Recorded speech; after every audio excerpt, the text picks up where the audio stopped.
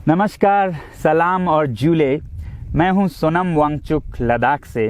आप में से कुछ लोग हमें जानते होंगे हमारे शिक्षा सुधार के कामों के बारे में, या फिर पर्यावरण के काम में आइस स्तूपा, आर्टिफिशियल ग्लेशियर जैसे कामों के लिए, या फिर आई लिव सिंपली जैसे ग्लोबल मूवमेंट्स जो कि सादा जीवन अपनाकर क्लाइमेट चेंज को रोकने के लिए लोगों को प्रेरित करती है। मगर दोस्तों, आज मैं इन चीज़ों के बारे में नहीं बल्कि आप लोगों को एक बहुत ही ज़रूरी संदेश देने के लिए आया हूं, जो कि चीन और भारत के बीच अभी जो टकराव और तनाव की स्थिति बनी है, इसके बारे में आपकी क्या जिम्मेदारी है। मैं लद्दाख में हूं और आप देख रहे हैं सिंधु नदी को बहते हुए यहाँ, और वो जो पहाड़ियाँ हैं उनके पीछे नुब्रा और चांगतांग के वो इलाके हैं जहाँ पर ये तनाव बढ़ता जा रहा है। हजारों सैनिक वहाँ ले जाए जा चुके हैं। सुनने में आया है चीनी वायुसेना के जहाज भी वहाँ तैनात किए गए हैं, और एक घंटे पहले भारतीय वायुसेना के जहाज भी मेरे ऊपर मंडरा रहे थे।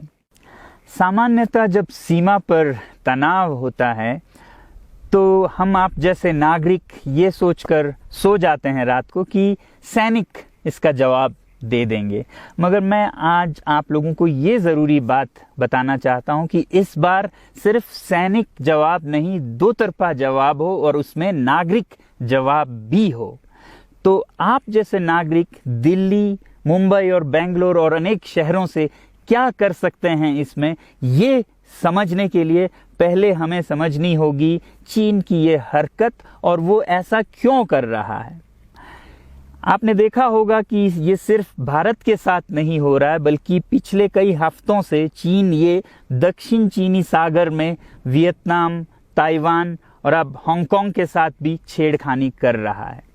और मेरा ये विश्लेषण है कि वो ये सब किसी देश के साथ दुश्मनी के वजह से ज़्यादा अपने अंदर की समस्याओं को सुलझाने के लिए कर रहा है।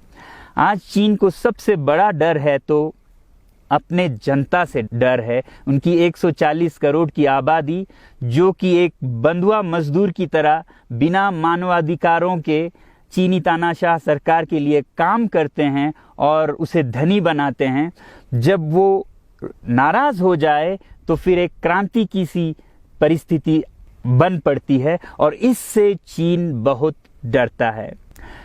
आज कोरोना के प्रकोप के बाद चीन में फैक्ट्रियां बंद हैं, एक्सपोर्ट्स बंद हैं और बेरोजगारी 20% तक बढ़ चुकी है। लोग बहुत नाराज हैं, क्रांति हो सकती है, तख्ता पलट हो सकता है। इसीलिए चीन पड़ोसियों से दुश्मनी करके अपनी जनता को अपने साथ जोड़ने में लगा हुआ है, और ये पहली बार नहीं कर रहा है। 1962 में जब भारत के साथ जंग की तो वो जंग भी उसने अपने जनता को संभालने के लिए की थी। तब 4 साल का अकाल और भूखमरी हुई थी, और इससे ध्यान हटाने के लिए ये जंग की थी।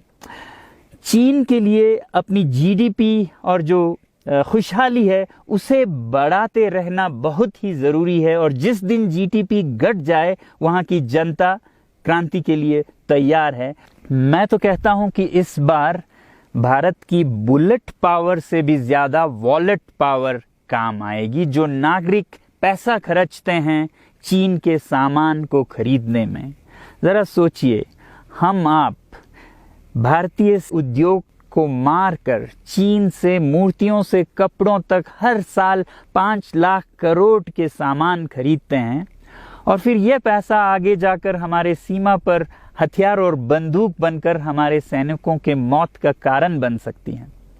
तो इसलिए अगर हमारे देश के 130 करोड़ लोग और 3 करोड़ जो भारतीय बाहर के देशों में हैं, सब मिलकर भारत में और बल्कि दुनिया भर में एक boycott made in China movement या अभियान शुरू करते हैं, तो आज दुनिया भर में चीन के प्रति रोष है। हो सकता है कि सारी दुनिया साथ आए और इतने बड़े स्तर पर चीनी व्यापार का बॉयकॉट हो कि चीन को जिसका सबसे बड़ा डर था वही हो, यानी कि उसकी अर्थव्यवस्था डगमगाए और उसकी जनता रोष में आए, विरोध और तख्ता पलट। और अगर हम ऐसा नहीं करते हैं तो कितनी बदनसीबी की बात होगी भारत के लिए, ज़रा सोचिए।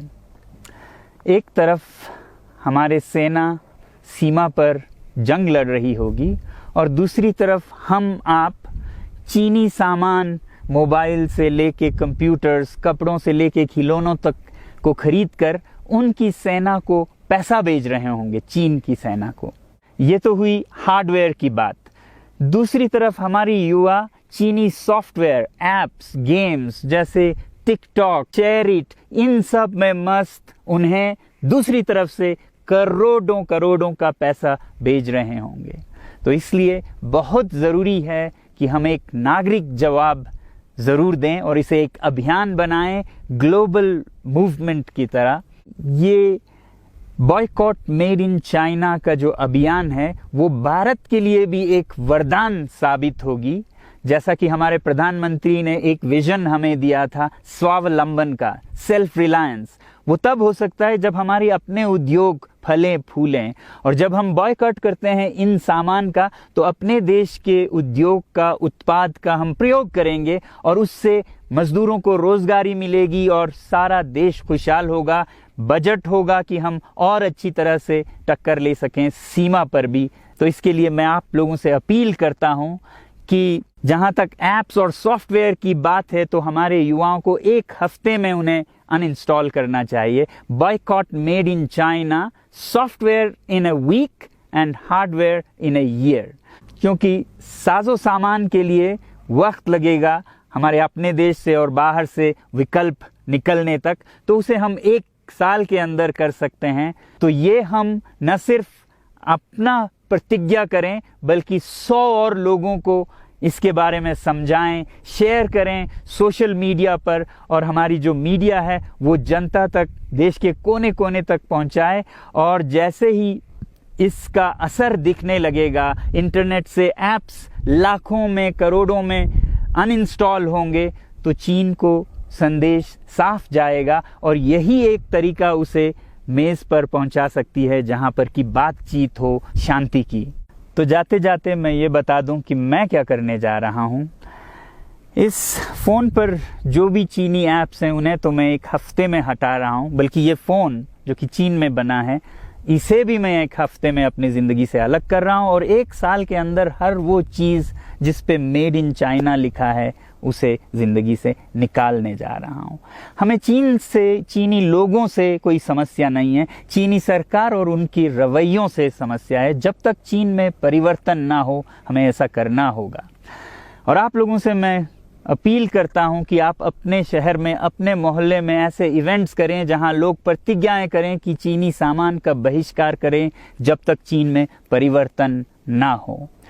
और मैं सालों से कहता रहा हूं कि 21वीं सदी में देश के लिए जान देने की नहीं बल्कि जिंदगी देने की ज़रूरत है।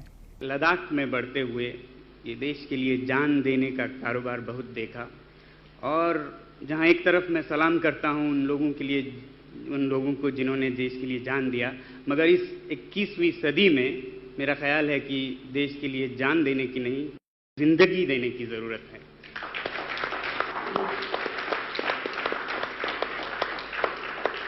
तो आप भी निभाइएगा अपना रोल। जय हिंद।